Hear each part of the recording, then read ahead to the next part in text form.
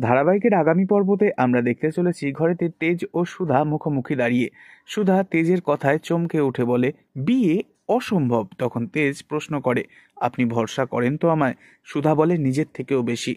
তখন তেজ বলে, তাহলে আমায় কথা দিন, আমি যা বলবো আপনি তাই করবেন। তখন সুধা বলে, আমি কথা দিলাম। এরপর দেখা যায় বিয়ের মণ্ডপে বউ সাজে সুধাকে। তেজ বলে, এই লগ্নেই সার্থককে বিয়েটা করবেন আপনি, ব্যাস। এরপরই সুধা এবং সার্থক বসে বিয়ের পিঁড়িতে।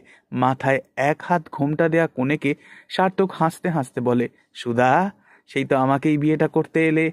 বলেই হাসতে থাকে সার্থক।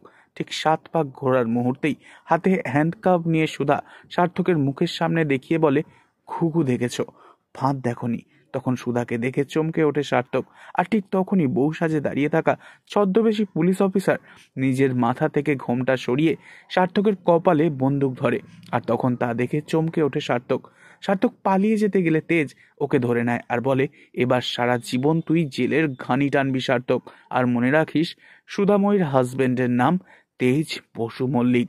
এরপরই ওকে পুলিশের হাতে তুলে দেয় তেজ ও সুধা মিলে। তবে কি এবার সার্থককে জেল থেকে ছাড়াবে ইমন? আর তারপরেই কি ওদের দুজনের বিয়েটা হয়ে যাবে?